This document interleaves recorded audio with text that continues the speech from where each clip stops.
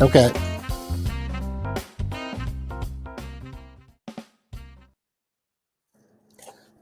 Greetings, everyone. My name is Bob Davis, and I'm the co-owner of SoulPatrol.com, along with my brother Mike, who's in the background producing the show tonight. So we have a special show tonight. We have a special guest tonight, and I'm going to bring him out in just a few minutes. But I got to take care of a few uh, housekeeping items first. Um, First of all, we are on SoulPatrol.com. There's the sign. Want to make sure everybody knows that. Number two, we have a sponsor for tonight's show. So we're going to run a quick little commercial for our sponsor because we couldn't be here if we didn't have a sponsor. So, Mr. Producer, can you run the sponsor spot?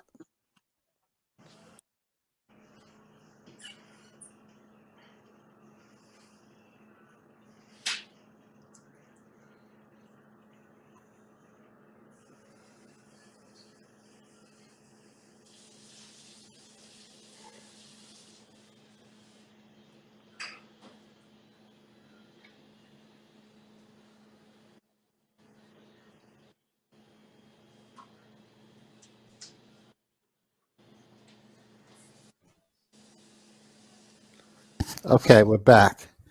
So hopefully you were able to consume that information. And I'm going to move forward. We're going to kick things off. Our special guest for tonight is Mr. Jeff Bradshaw.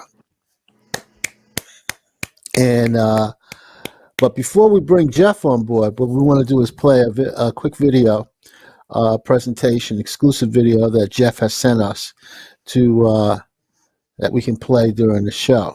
So I want to start off things off with that video, and then we're going to roll right into our interview. So, Mr. Producer, if you will, can you roll that video?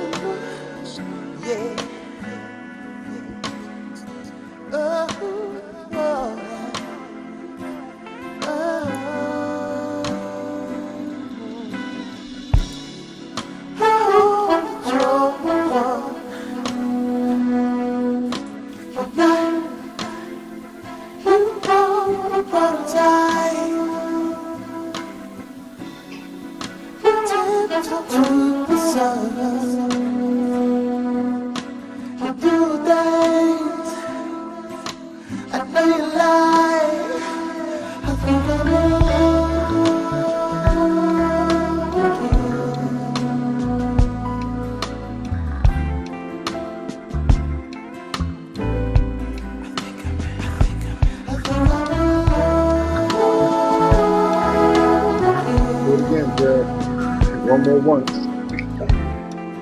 One more once.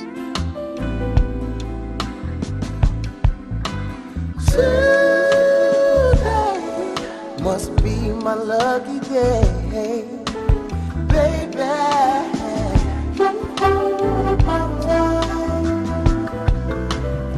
We could do something out the ordinary, like catch a matinee, baby, baby. You are the prototype. I think I'm in love. I'm in love, baby. I'm in love. You are the prototype. I think I'm in love.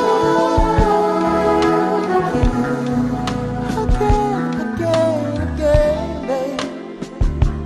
Oh, girl, if we happen to part.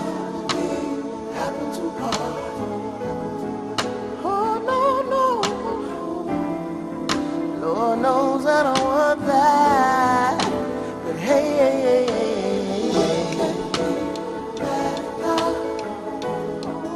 oh no, we met the day for a reason. I think I'm on a racetrack now.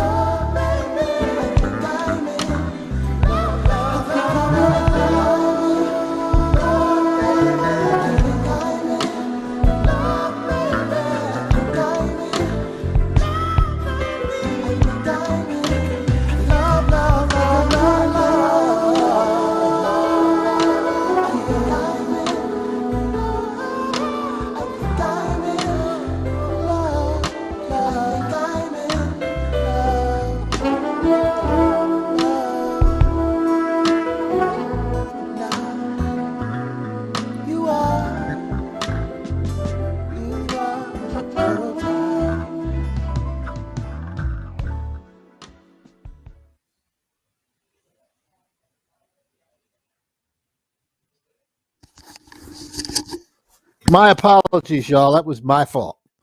I cannot blame the producer. I cannot blame the technology. That was what we call human error. And the human error was an error on my part. So why don't we just start all over again and pretend that that didn't happen? All right. So let's pick it up like from where the end of the video, where the video ended, coming back on, and now we have Jeff. And I think I asked Jeff, "Hey Jeff, that scene looked familiar to me. Was that in the Clef Club?" That was the Philadelphia Clef Club of Jazz and Performing Arts at Broad Okay, and Fitzwater. Um, I have my been. yeah, my godfather, Mr. Lovett Hines, uh, allowed me to use this. Allowed me the Clef Club and my godfather Lovett Hines allowed me to use the space um, to shoot the video, which was awesome, which was an amazing experience, as you can see, celebrating So the ultimate woman. I have been to the Clef Club many times, Mhm. and as you see, I even have my Philadelphia gear on. I have my Philadelphia sweatshirt, Mm, and I have my Temple Owls baseball cap, just for you, TU, just for TU, TU. just for you, just for tonight. And Thank and you. and what I will say is that anybody that's listening to this broadcast, if you ever visit Philadelphia and you're looking for a place to hang out, you should go to the Clef Club. Um, I'm not going to even try to describe it here, but it's just an awesome place to go and see some music, and if that's what you're into, that's just a great place to go, and it's right downtown, Center City, right on Broad Street, and so it's easy to find. You're not going to get lost. Just go there and just take my word And for it's it. You'll also enjoy and it. it's also a great place to learn music. They give lessons. They give lessons in all kinds of. You can learn so much at the Clef Club: piano lessons, trombone lessons, trumpet lessons, sax lessons. They have a lot of college graduates and professors that teach music at the Clef Club. So it's not only just a performance venue, but it's also an educational institution as well, where you can go get lessons from many uh, um, professionals. Yeah, So it's just a great spot to go to.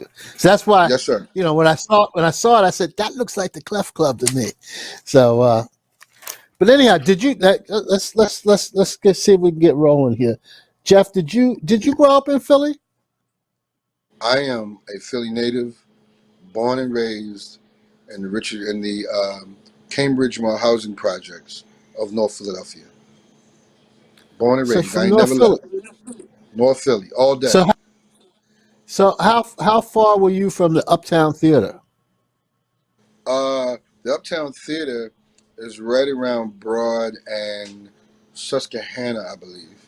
Hmm. So it's in a car. It's probably a 3 minute ride in the car from my house.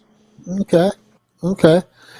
And the only reason I bring that up is because people from outside of Philadelphia may not realize the Uptown was Philadelphia's version of the Apollo Absolutely. many years ago, back in the day. And I was fortunate enough to do some work with the folks that are involved in renovating the Uptown Theater. So I'm pretty familiar with what the current state of it is right now. Yes. So you grew up in Philly. You grew up in the projects. Where did you go to high school at? I went to high school at Broad and Spring Garden at Ben Franklin High School. The Ben Electrons, class Franklin. of '87. Class of '87. Okay, okay. And I just bring that up because I know when you're from Philly, what high school you go to is a big deal, and it's got all kind of Absolutely. rivalries with the high schools. I went to. I did not grow up in Philadelphia. I grew up in New York, but I went to college at the University of Pittsburgh, and about half of Oh, the people at the University of Pittsburgh were from Philly, and so what they did was they brought all of their high school rivalries. Some of them went to Central, some of them went to Right. Bach, some of them went to and again, that's a big deal in Philly. What high school you went to? So the reason why I'm asking you those kind of questions is because what I want you to tell us is how did the way that you grew up, how did that inform your music of today? Well, it all goes down. It all goes back to um, the church I was raised in. I was born and raised in the United House of Prayer for All People, um, where gospel brass bands are the feature in the music ministry. Um, Matter of fact, there's a house of prayer. There's a United House of Prayer right on the corner of 125th and 8th Avenue, right across the street from the Apollo. Mm-hmm. Um, I My father, the late Norman Bradshaw, taught me to play trombone. I'm a multi instrumentalist, but he taught me to play trombone. I wanted to play trombone because he played it. I played drums and baritone and trumpet and tuba and many other instruments, but I chose trombone because he played it. He was a band leader. He played Mm-hmm. trombone, trumpet, tuba. He played guitar. He was a great singer. All in church, never professional, but he taught me to play the instrument. Um, uh, I was born being able to play these instruments because he played them. So uh, whatever I needed, uh, I was born with it in my mother's womb, and I just sharpened my tools and sharpened my irons and listened to some great music. I was raised on great gospel music and soul music and hip hop, and um, I was able to, um, I guess, delve into this area of soul, hip hop, and R&B and jazz, um, which was my choice of music growing up. So that's where I learned to play trombone. But outside of the church, I just followed and listened to and studied soul music and jazz, and all of these things. But I was never formally trained. My father taught me how to play. A lot of people look at me like I'm crazy when I say that when they look at my career. But yes, I was never formally trained. My father taught me how to play the instrument. He taught me how to play by teaching me old gospel hymns and old gospel Mm-hmm. songs. Pilgrim of Sorrow, uh, um, uh, Old Pilgrim of Sorrow, Jarrett, Pilgrim of Sorrow, Amazing Grace, um, and Sit Down Serving, and all of these great um, old gospel hymns. So he taught me to play the words of the songs, and which would explain my lyrical style of trombone playing. That I'm actually not playing notes; I'm actually playing words of songs. Obviously, I did go on to take lessons and learn much, much more about my instrument and about this great music that we play, chord changes, but um, there's no school or college or institution that can take credit for what I have. What I have, God gave me in my mother's womb. And you said you were influenced by the fact your father played it also, right? Oh, absolutely. I was influenced by my Okay. dad, and once I heard James Brown, once I heard James Brown and heard Fred Wesley, I knew what I wanted to sound like. I knew that's the way I want to play trombone. Once I heard my father play trombone in church, once heard Fred Wesley play with James Brown and the JBs, I knew what I wanted to sound like. Because So Fred how is the old funk. were you? The funk, absolutely. And we're going to talk about the music itself in just a minute. But I want to uh, find out how old were you when you first started playing the trombone seriously? Seriously, middle school. So I would say probably Hmm. around ninth grade. Around ninth grade, so probably about 13, 14 years old. 14, about 13, between right around 13, 14 years old, when I really took the instrument very serious. Okay, okay. So you just brought up my favorite topic, and that's funk music. So, well, I had made a commentary earlier today, and because people were asking me, people who were not familiar with you at all, they said, "Well, But why should we care about Jeff Bradshaw? I never heard of him, and isn't he just another smooth jazz artist? And I said, well, I'm not sure you want to say that.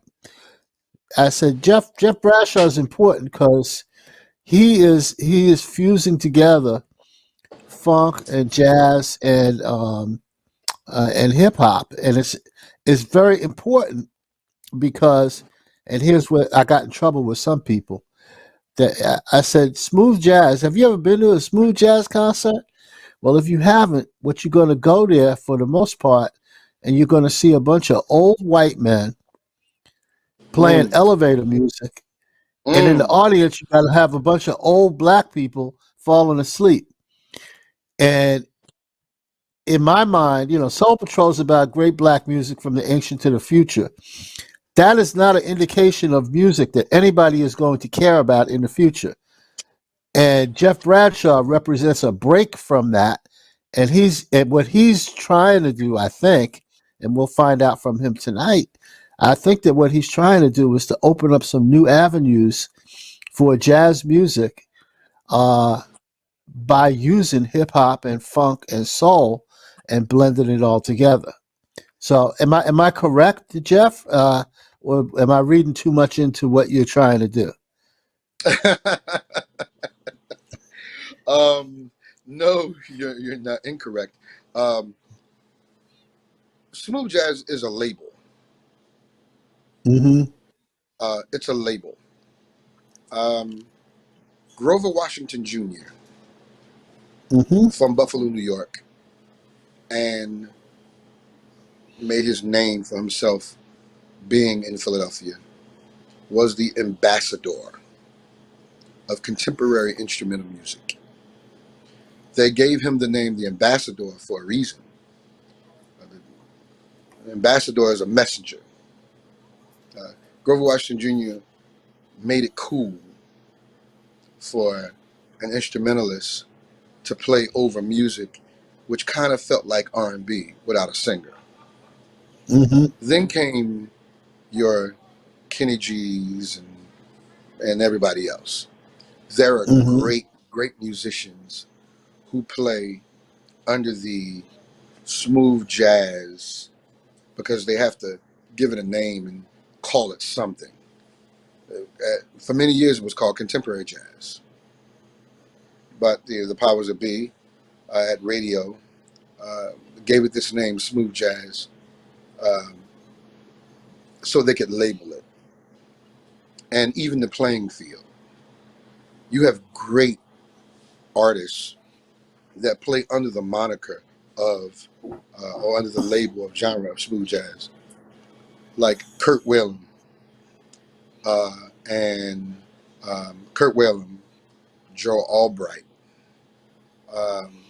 I mean, there's so many. Those are my favorites. That's why I call Kurt Whalum, Joe Albright, Najee. You know, Mm-hmm. Walter Beasley. I mean, there's so many that have played under that label. I don't consider what they do smooth jazz, but I consider it contemporary instrumental jazz because that's what it is. Smooth jazz is a label that the corporate uh, part of radio, which became later broadcast architecture, gave it Mm-hmm. that name. And then came obviously came the Kenny G's and your Dave Kaz's, your Kenny G's, and and all the other non-black um, contemporary artists, um, which are most of them are amazing, really, really great players. Um, my favorites uh, are Joe Albright, obviously the late great Grover Washington Jr., Najee, Joe Albright, and Kurt Whalum, and obviously there are many others um, that came after Marion Meadows, and Walter Beasley, and Kim Waters, and so many other, and those are just sax players, you know. But people ask, what do you do? What is it? Um, I'm a soul hip hop R&B baby that plays trombone. Um, I'm not a smooth jazz artist. I'm a soul, hip hop, R&B baby that happens to play trombone. Anybody that ever says anything other than that has never been to a Jeff Bradshaw concert and has never heard any of my music. Um, I'm here to offer something different on an instrument that's different. The last person to have a people say, "Oh man, how does it feel to be?" I was looking at the Urban Influencer chart today. I'm number 2 in the country, and behind Cy Smith. And that's not a jazz chart. That's a soul music chart. Um, I was looking at the soul music charts in Italy. Where I was number 1. I was looking at the soul music charts in the UK, where I was number 1, and still in the top 5 in the last 3 months. The album came out November 6th. So uh, I'm not a smooth jazz artist. I love playing smooth jazz festivals. I love playing under the smooth jazz, moniker on these festivals and shows, and concert series, because I'm able to go to these places where people are used to hearing music that's not full of soul, R&B, and hip hop, and to bring something different, kicking down the door and trailblazing for all those young trombone players that are coming behind me that think or believe that you cannot be a successful solo artist with the trombone, because so many of them, this is a genre of music that has been dominated by sax players.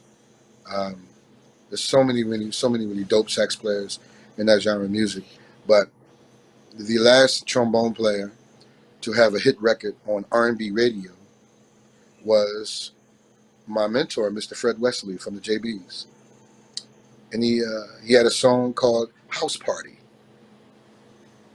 You may or may not remember that, but he had a Mm-hmm. chart-topping R&B single called "House Party."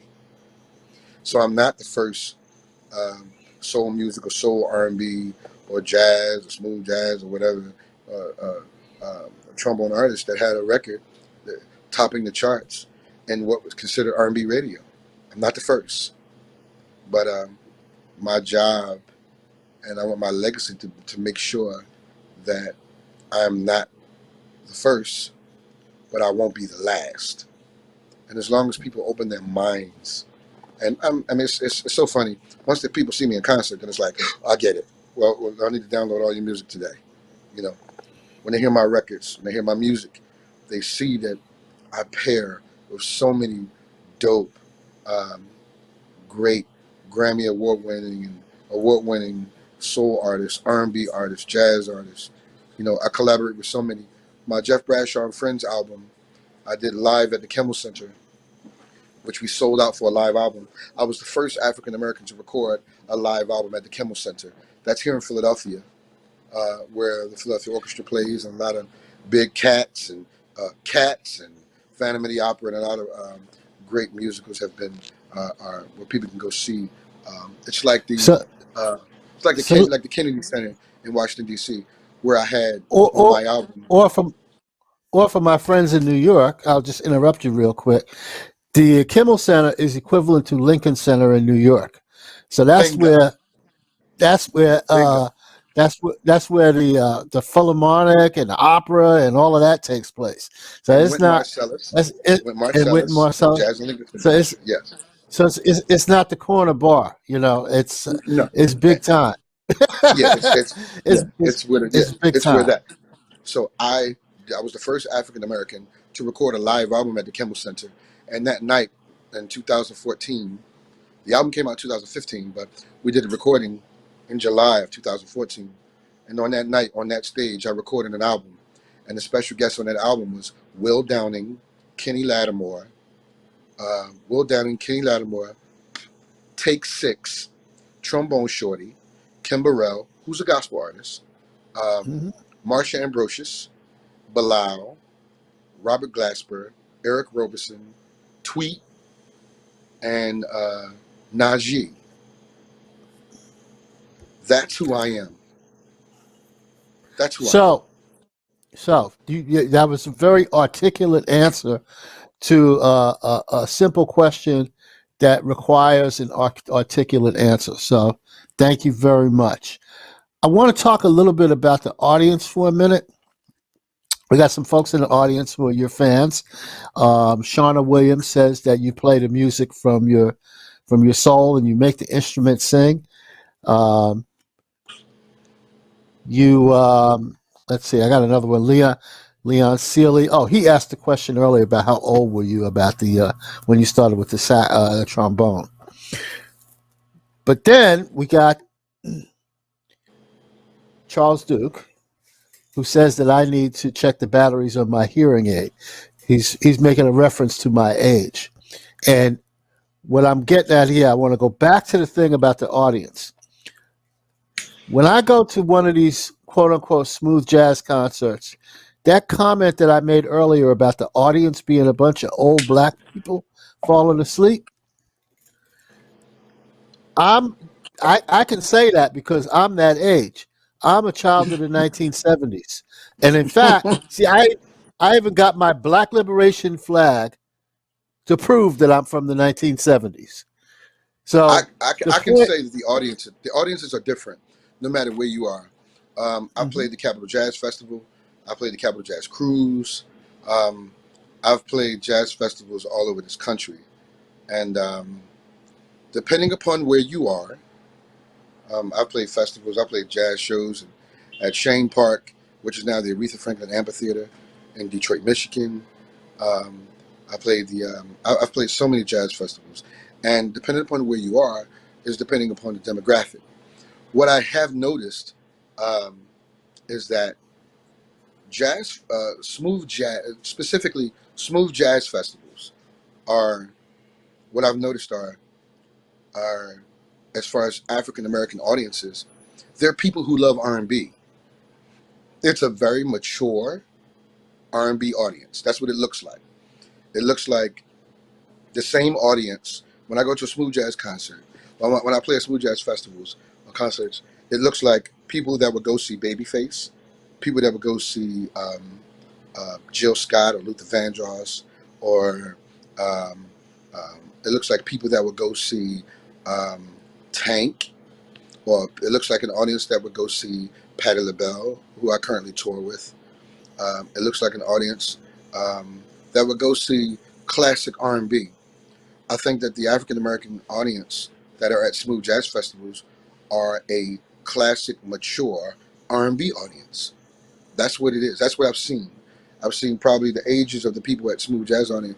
It's probably 40 and up. The audience at the African American audiences are probably like 40 and up. And I would say total on diversely, I would say it was probably the average age is probably 40 and up at smooth jazz concerts and smooth jazz festivals. It would be that, and the um, I'm not saying that all of the music sounds like elevating music, because there are artists that I like um, that are uh, not African American um, that I like. Some I've worked with. Richard Elliott's amazing. Um, Brian Culbertson um, is a exciting entertainer, and his music is good. He's an all black band, but but his production is really really good. His albums are really good to listen to. Um, Never been a big Boney James fan, um, but Boney James has a humongous African American audience, and um, I'm not here so much to really talk about what they do or don't have. I'm here to talk about what I offer to the genre of music, period, that nobody else can offer. Nobody. And that's where I'm going because, first of all, let me compliment you for once again another very articulate answer to a question that's not always easy to answer.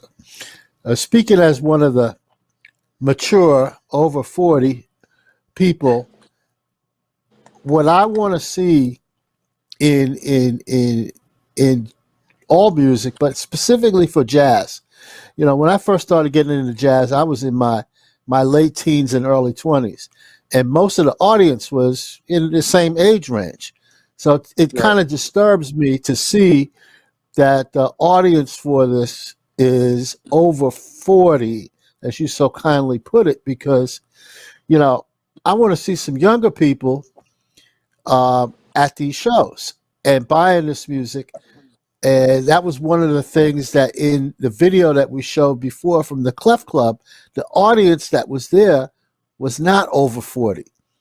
And so from a demographic perspective, if you're going to have a long career, or anybody that's playing good music is going to have a long career, you got to have younger people in the audience, because the older people just simply aren't going to be here after a certain Correct. point in time. So I'm appreciating what you do. In my video, the prototype video, which was my first single off my new album, Stronger, Hmm. which featured Robert Glasper on piano and Raheem Devon on vocals. That video was, and at the beginning of the video, you can see it says the a tribute to the ultimate woman. In this video of 100 women in red dresses that we shot at the Kimmel Center, I shot it one. I wanted to make sure that we shot it as a female only concert. I wanted them to look like a female only concert. Two, I wanted all the women to wear red dresses. Three, I wanted to make sure that the ages in that video were 17 to 63. You go back and watch that video. The average age in that video was 17 to 63. That's my audience, because I understand that it's really important to bridge the gap. It's really Hmm. important to bridge the gap. So, coming from a person who toured with neo soul artists, and classic R&B artists, R&B icons, Jay Z, Mary J. Blige, and stuff we'll get into later with people I tour with, I bring all of those experiences with me when I record music, and I think about music when I record them. I make music that my children, who are as young as 5, can listen to, but I also make music that my mother can enjoy, who's 81. But it's really important that when you go to a Jeff Bradshaw concert, different from smooth jazz concerts, that they're my audience demographic at my shows are 30 to 60, 28 to 65. It's right in there, because I understand that. That's why. And I guess we'll talk about it. We'll talk about the songs that I choose, the style of songs that I choose, the style of music that I choose when I record these records, the artists that I select. I mean, because you have Will Downing on my live album. You had Will Downing. You had Kenny Lattimore. You had Take Six. But you also had Marsha Ambrosius. You had Bilal. You had now the 6 or 7-time Grammy Award winning Robert Glasper. You had the award winning Kim Burrell, who's a gospel artist. You had Trombone Shorty, who's a rock soul artist. That's Jeff Bradshaw. I ain't in no boxes, and I won't allow anybody to put me in any boxes. They call me a jazz artist. They call people jazz artists because they play instruments, because they're instrumentalists, and the music may feel a certain way, but my music, there are no boxes for my music. I'm a jazz artist. I'm a hip hop artist. I'm an R&B artist. I'm a soul music artist. Some people call me a So, smooth jazz artist. so I'm gonna stop you there. First of all, I loved your answer, because that's the right answer. That was the right answer. The truth. Second of all, I want to just I got more of your fans in the audience. Charles Duke says he's seen you at the Capitol Jazz Fest. He says you're absolutely right. Half of the artists at the Capitol Jazz Fest are R&B artists. Kevin Amos has a question. He wants to know: do you consider Stanley Turrentine and Freddie Hubbard to be in the realm of the music that you play, or do they play something different? Stanley Turrentine, who I love, who I loved. I started listening to Stanley Turrentine. I started listening to Turrentine in the early '80s. I consider Stanley Turrentine a classic straight ahead incredible, legendary artist with a Hmm. sound with a sound all his own. Um, Freddie Hubbard, on the other hand, uh, I consider Freddie Hubbard to be a classic, straight ahead jazz artist, but with some funk. My Hmm. favorite guy from that era, I was more of a Donald Byrd guy. I consider myself more. I consider myself more a Donald Byrd guy.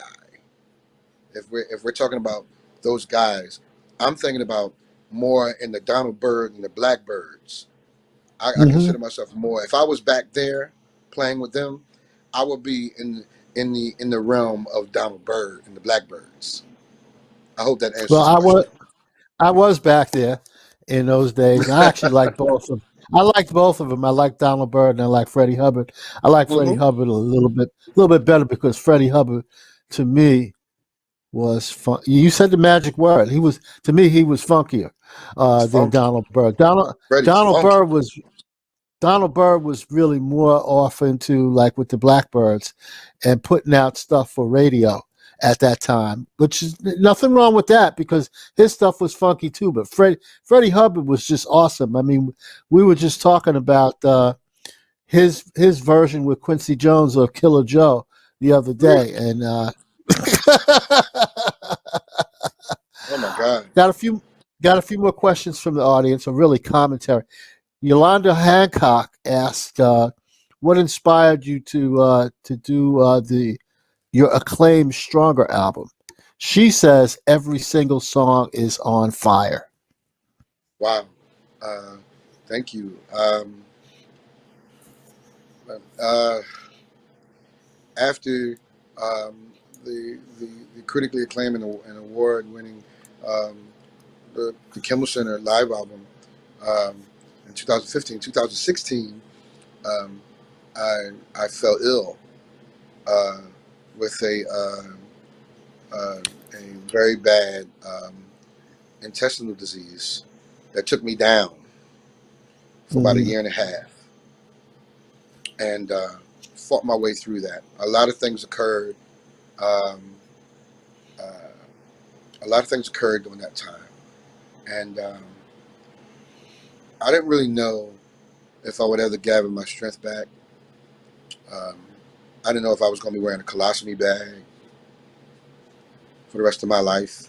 I didn't know what was going to happen. God bless me. Um, a lot of prayers, a lot of love, a lot of generosity, because I went down, and I fought my way back in a year and a half up until 2000, April of 2017, and I started recording the Stronger album. It took me 3.5 years, a little over 3 years to record this album. One, because there were certain artists that I wanted to, because coming off of an album like Jeff Bradshaw and Friends Home, One Special Night at the Kimmel Center, you had to come back strong. This would be my fourth album, but Stronger would be my fourth album, but it would be my third studio album. And it was really important that I came back strong, that I had staying power.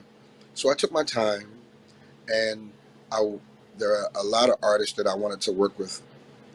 Scheduling was an issue, so I waited. I took my time. I didn't rush. I had just left the Shanachie recording label, and was recording music the whole time. And there was some special artists that I wanted to record with on this record. And if people know Jeff Bradshaw, I like to do collaborations. I love collaborations. Um, and It took me about 3 years to record this record. And in the midst of all of that, here comes the pandemic. Here comes social justice and all of these things that happen in the course of all of this. And after working in the social justice movement, which we can talk about, and yes. Why don't taking we my talk about that right? Let's talk about that right now because okay, I just saw a video today. I missed it somehow before, and I was it's social justice oriented, and I was impressed as hell by it. So why don't you talk to me about that? So in the midst of recording this album, over the last 3 years, uh, I watched Philando Castile killed, then Breonna Taylor, Tamir Rice, Michael Brown, Eric Garner, Ahmaud Arbery, and so many others. Too many to name, which is a problem in itself. Um, and I felt like I could no longer sit on my couch after watching George Floyd murdered like an animal in the street for all to see by a man who looked like he had no conscience, a man who looked like he was full of evil and hate. And at that point, after watching George Floyd breathe his last breath, I knew that I had to do something. I didn't know what I had to do. I didn't know what to do at that moment, but I knew that I was hurt. I was hurt because I just could not believe that in 2020, I guess 50 some odd years after Dr. King had been assassinated, that these atrocities were still going on. And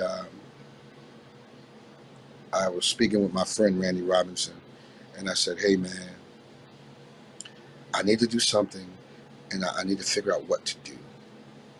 And so I decided that I would gather, that I would use my celebrity, and I would gather horn players to a location.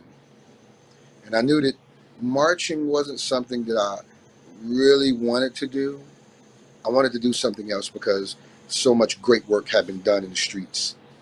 So many great protests and marches had been done. Not necessarily the burning of buildings, and burning of property, and that kind of thing. But then, what is the proper response to 400 years of repression and mass murder? In the words of Spike Lee. But I wasn't down with that, especially that a lot of the businesses were owned by African Americans. So I didn't want to march, and that was just, that was not to uh, overshadow the great work that had been done in the streets with the Black Lives Matter movement and the many other movements that were in the street marching and protesting. The great work that was done by A Bed of Flowers. I call the protest A Bed of Flowers internationally because it wasn't a protest of just African Americans in the street. They looked like a bed of flowers marching in the street because it was every nationality in the street, because this was a humanity issue. Yes, it was about evil and racism and all of that, injustice, systemic racism, white privilege, and all of these other things that we know exist. But this was a issue of humanity that we all watched. As human beings, there's nothing right about what we saw when George Floyd died. Mm-hmm. Nothing. And if you have a beating heart in your chest, then what you saw, you know, was wrong. I don't care who you are. I don't care what religion you follow. That was wrong. So I felt like the work in the streets were being done. I wanted to do something different. So what I did was I said I'm going to use my celebrity and my name and go on social media, and I'm going to invite every horn player, because I wanted this to be about horn players, because I'm a horn player. I wanted this to be about horn players. So I invited every horn player that I could reach in the tri-state area and beyond to meet me in the front of the steps of the Philadelphia Art Museum. Many people that are not from Philly know them affectionately as the Rocky Steps, the steps that Rocky ran up. And I invited everybody to meet me on this Saturday, to the front of the Rocky Steps, and that we were going to have a musical protest. Every horn player that I knew. I called my good friend Sam Gellerstein. I called my good friend Trey Lambert. Great musicians. Trey tours with many great artists on drums. And what I had was over 100 horn players, but not from Mhm. every walk of life. People who did it as a hobby, the novice, jazz musicians, funk musicians, um, guys who played in wedding bands. We had members of the Philadelphia Orchestra. We had members of the West Philadelphia Orchestra. We had musicians from as far as New York, and as far north as New York, as far south as Washington, D.C., and as far west as Wheeling, West Virginia, to join us in this musical protest. We all got together. I only knew a few of them. Most of them were just people who knew who I was as an artist that followed me on social media, and just people who heard the call and adhered to the call. So I thought, okay, let me go back a little. I had to figure out a name for this movement because there was this, it was Black Lives Matter, it was this, it was that. I was like, what is going to be the name of this movement? And my good friend Randy said, I got it. Let's call it a clarion call for justice. A clarion call for justice. Right out I of the like Bible. that. A clarion call for justice. Right out of I the like Bible. that. A clarion call. I said, perfect. And that's what we did. I call it a clarion call for justice. And countless musicians and horn players, and percussionists and drummers, tuba players, French horn, sax, trumpet, trombones. They came from everywhere. Mellophones, flugelhorns. Every kind of horn there is was represented. Every nationality was represented. Again, the clarion call for justice uh, was a bed of flowers. It was a bed of musical flowers. We got together. Many people who were non-musicians just came out to be a part of the movement with their signs, who supported us, and we played music to the high heavens. We raised the level of love and put love in the air and the energy of love to trump hate. And we had a few of those gatherings in Philadelphia. And then we took the clarion call to Washington Square Park in New York. And I put out Hmm. the call for all my New York musicians to come out. And they answered. Then we went to Black Lives Matter Plaza in Washington, D.C. And I put the call out. And it was unbelievable. Percussionists, tuba players. I think we had about 10 tuba players and at Black Lives Matter Plaza in Washington, D.C. And I had to do something. When I asked my parents when I was growing up, what did you do? Because when you learn Black history, you learn, they killed Dr. King and Emmett Till and all these horrible things that happened. I asked my parents, what did you do when when they shot Dr. King? What did you do? How did you respond? What did you do? And I wanted to make sure that I could tell my grandchildren. I have 5 beautiful children. I wanted to make sure that I could tell my grandchildren when they ask me, when they study Black history and they study the history of these events that happened over the last several years, that I can tell them that when they killed George Floyd and they killed Breonna Taylor and they killed Philando Castile and Tamir Rice and they choked Eric Garner to death over a loose cigarette, that your grandfather, your papa, he got in the street. He used his celebrity to call all of his musical contemporaries, and we played music to the high heavens. We used our gifts to put love in the air to combat this evil of racism that we were facing. And that, my friend, is the clarion call for justice. That's what I did. I hate to. I didn't want to interrupt you. That was one hell of a soliloquy or monologue or whatever you want to call that.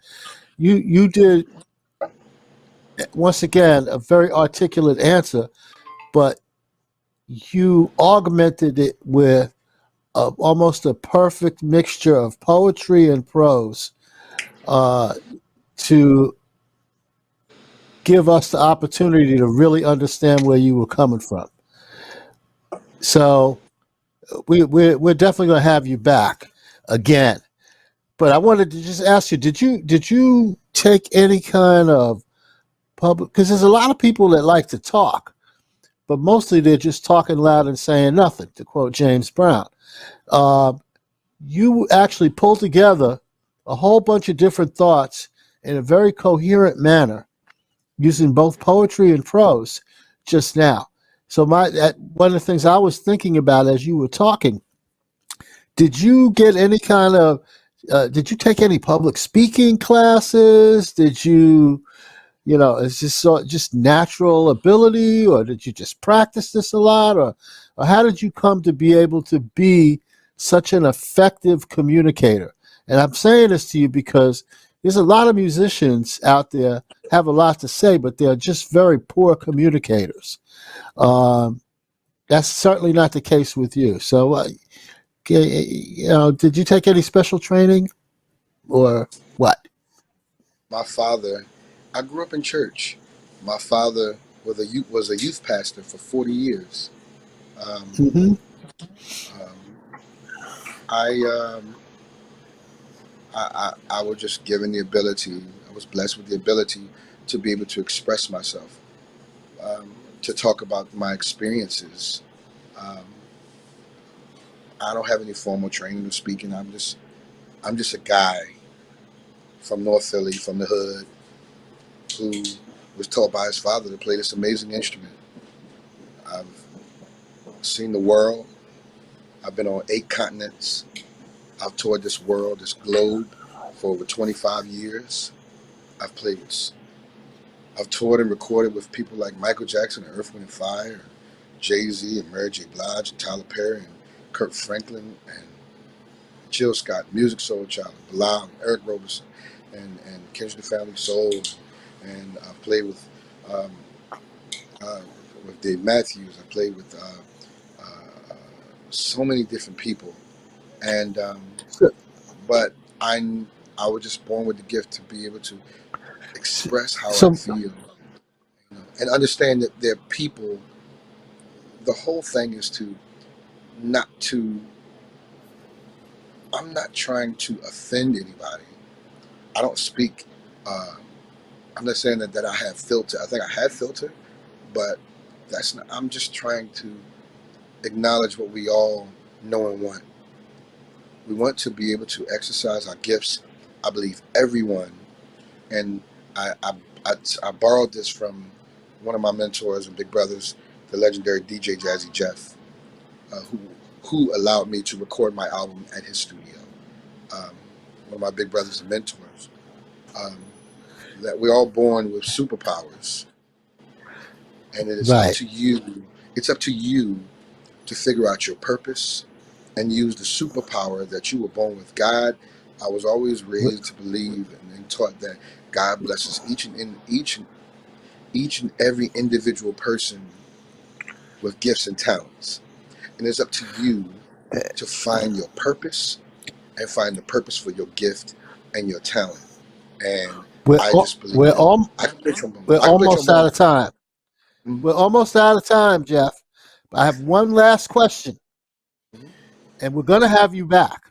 We've already Okay. made that decision, Thank you. so we can talk more. But I got one last question. Where do you see yourself in 10 years? Do you see yourself still continuing to play the trombone at concerts? Do you see yourself? I could see you moving into politics. I could see you moving into a lot of. Where do you see yourself in 10 years? Wow. Every day is a gift. Um, I am 51 now. I'll be 61 until I'll be 52 this year in September. So in 10 years from now, Hmm. I'll be 62. Hopefully, uh, I'll be multi Grammy award winning trombonist who paved the way for a lot of great young musicians. Hopefully, I'll find my way um, in television or radio. Um, I do believe I have the gift to be able, the gift of being an orator, a pretty good orator. Um, I hope that I'm somewhere where I can continue to play music, but also have a platform to educate our young people about the history of our people, the history of music, and teach people that at the end of the day, no matter what color, race, or creed we are, if you cut us open, we're all the same. Perfect. That's a perfect thing to end with. We're going to come back. We're going to have you back again. I need to tell the audience a couple of things. Next Tuesday, we're going to have Frida Payne live in the studio here.